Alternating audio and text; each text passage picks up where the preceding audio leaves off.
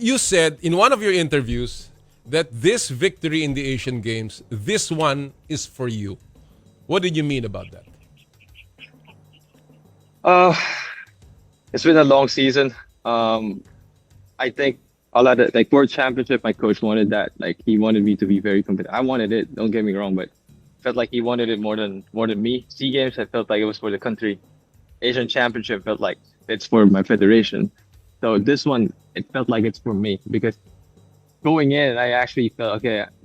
I've won pretty much everything that I need to win this year, and this is almost like an icing on top. But then I said I've never really had a meet that am able to, how do you say, enjoy in a way, and approach it in my own way. Like my coach and I had plans until I win, but after that, everything was variable.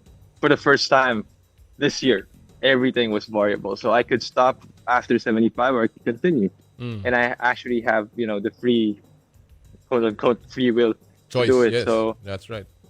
I took advantage of that very welcoming crowd of 80,000 and tried to live that moment. And that's one of the biggest reasons I say this one's for me.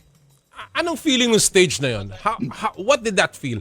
Being in that stage in front of 80,000 people cheering you on, and you know that all eyes were on you. You commanded it at that moment.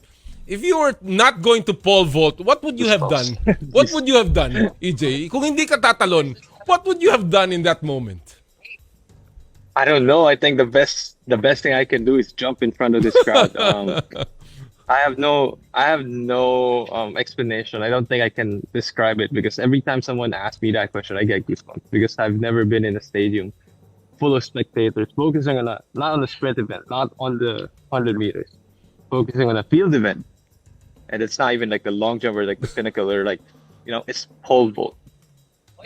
Wow. Like that moment in time, I felt like felt like a king. Yeah, And exactly. I wanted Exactly. to give them a good show, and that's what I said. And that's what I said to my coach. I said, I really want to try and feel um feel this kind of arena, this kind of position I'm in, because I said I'm not gonna be able to get a lot of these chances. I don't think, or even so, I would not want to let this go, and that's why I kept going.